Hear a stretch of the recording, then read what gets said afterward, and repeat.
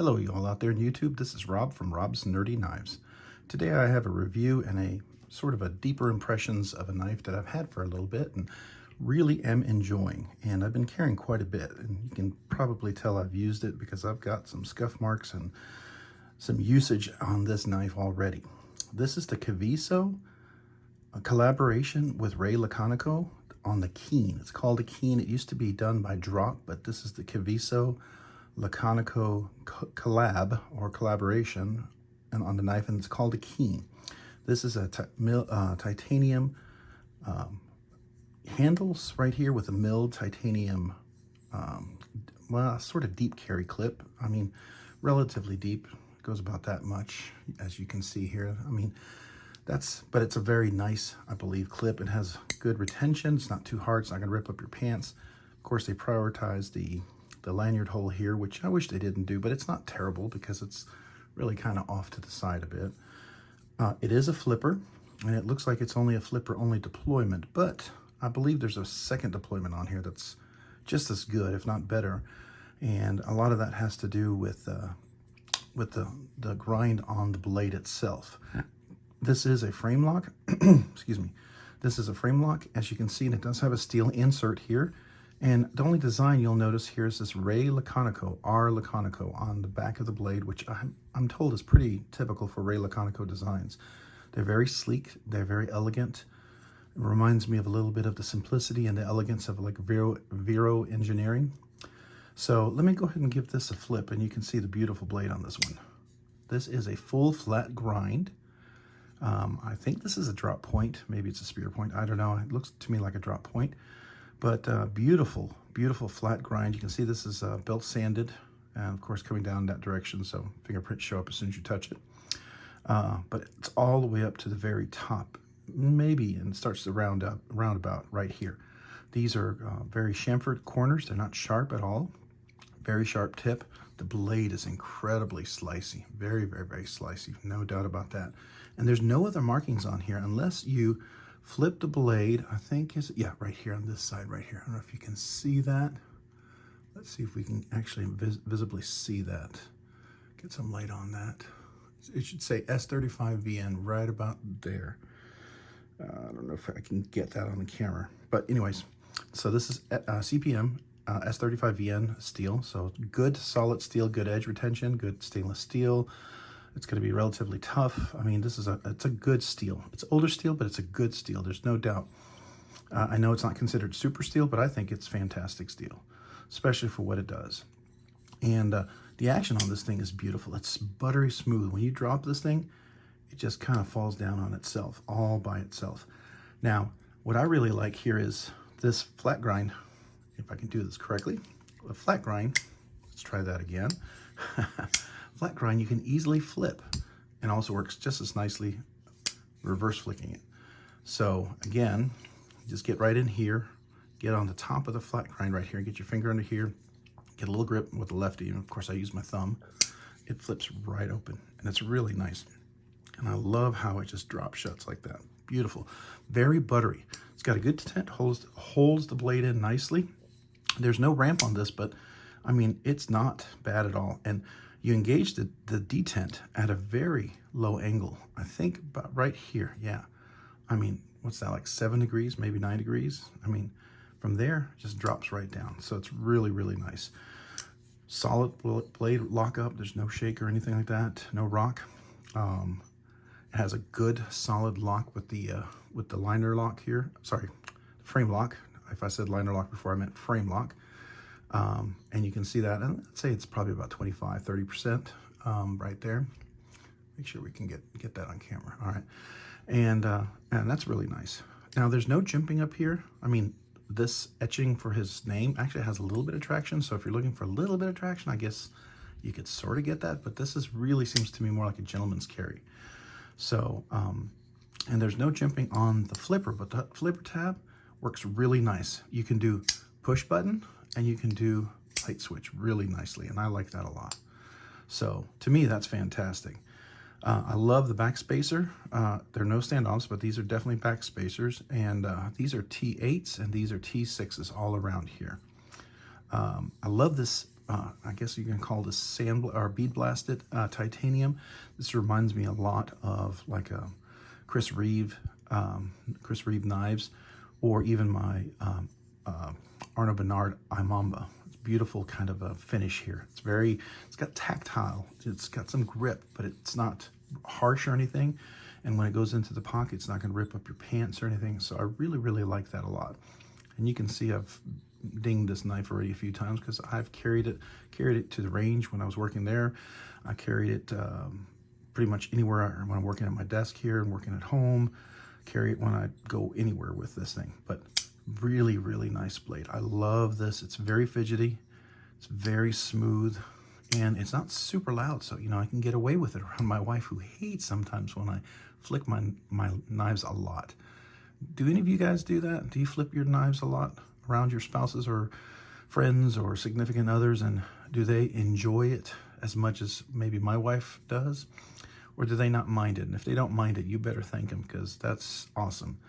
Because I have to be kind of subtle, especially when I have a knife like this. I get away with it a little bit more because it's not as loud.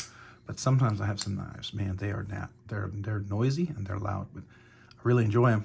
Truth be told, I really do like that. But this knife here, I really, really like this. The centering is great. I mean, if we look at this whole blade here, we can get a measurement on this. All right, I'm back. So to get us weight on this knife, let's go ahead and weigh this one here. I noticed, probably can't always see that on the angle there. Is that a little better? Probably. I need to get maybe a better scale that it's more visible, because I think it's hard to see. So I'm going to go ahead and zero that. And we'll just weigh it here off to the side. Oh, that's grams. I don't want the grams. That should be in ounces. All right, so we're at 4.43 ounces. So 4.43 ounces. Don't know if you can quite see that. Let's see here. Can you see that 4.3 ounces? There we go. Yeah, I've got to work on that. That angle is not great for the camera. Anyway, so 4.43 ounces. That's not a bad weight. I find it very comfortable, especially for the size of the knife. So when you look at this knife, overall length of the knife, this knife here is just under 8 inches. So I'm going to say it's probably, looks like 7 and 15/16. That's a pretty good size knife. I mean, I was close to full size. As you can see, I can get easy 4 grip on here with my medium large hands. They are more large in the width and medium on the length. You could choke up a little bit, I guess, right here. I don't know if I would recommend that. You can definitely grab it right here a little bit, but I can definitely come up pretty tight here. And if you had really big hands, I think there'd be plenty of room. So I like that. And you can still do some precision cuts if you needed to. It's got a nice point, and that tip is nice and sharp. So, and let's see, what is the length of the blade? So the blade length is going to be, all right, so it's 3 and, it's not, okay, so the cutting edge is going to be 3 1/4, but it looks like the blade length is 3 3/8. Yeah, so 3 3/8. So it's just, it's not a terribly large blade, but it's not a terribly small blade. It's definitely not under 3 inches if that's important to you in certain places. So that's for sure. And what else? Oh yeah, and let's also do the width on the blade here. We can get our caliber out here. So I didn't have this unpacked. I'll have to take it out of the container, the box. All right, so let's zero that.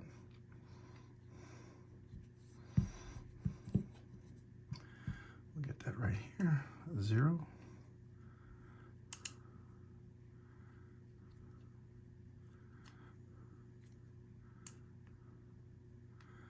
All right, come on.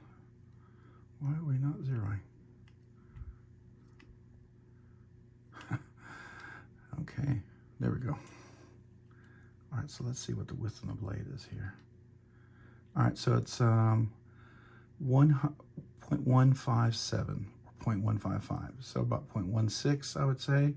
So it's a between 1/10 and 2/10 of an inch. So that's not bad. That's a pretty good width and pretty hardy blade stock, I think. for a knife like this.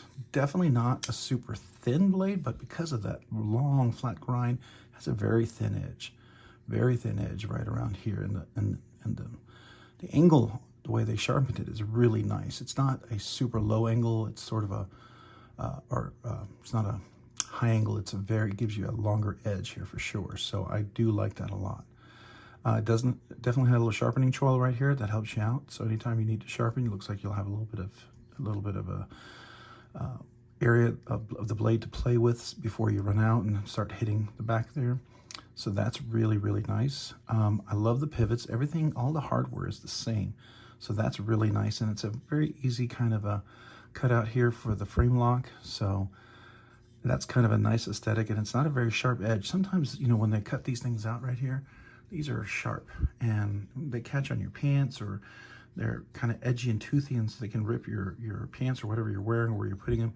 That's something that they've done really nicely here. All the corners on here, even though they're not rounded, the corners are not sharp. They're not going to cut into you. Even the clip itself is pretty rounded, I feel like. It's not super sharp. That's for sure. It feels, you know, like the edge sharpness has been dulled down significantly. To me, that it's very comfortable. Now, this frame, go ahead and close the knife. This scale and this handle is definitely, as you can see, definitely a rounded handle. So what I like, it gives a really nice, good feel in the hand. And the clip doesn't dig in. It's not uncomfortable. It's not digging into my hand, at least. It feels very comfortable. It's not something I feel like would be uncomfortable at all. But I find this to be just a really elegant, very useful, feels very tough, strong, like EDC knife that I could use, you know, to dress up with or for everyday stuff. So I really do enjoy that part. I love the finish on here. I know this is gonna, once you use it, you get scratches, this is gonna show up a little more, unlike when you get the stone washed or the, you know, it has a little, can take the abuse a little bit more and hides the scuffs and stuff, but this will stand out. But it's pretty. It's very nice. It definitely has an aesthetic that's very appealing, I think. A lot of people will find that. And I mean, to me, I just love this shape. The shape of the blade, the shape, the geometry on here. I mean, Ray Laconico, he's just a really fantastic designer. I love his simplicity. I love the flow of this knife, everything. Just feels very useful, and at the same time, elegant, at the same time, something you would not feel ashamed to carry, pull out, display. Now, it feels like a small knife, but it's not. It feels like it's got plenty of, you know, size to do work with, yet it feels like it's kind of like almost an elegant small knife. So I don't know, it's that medium-sized knife that it doesn't feel large, but it doesn't feel overly small. So I really do enjoy that aesthetic as well. So I can tell you that as I've used it, I've honed it up on a leather strop.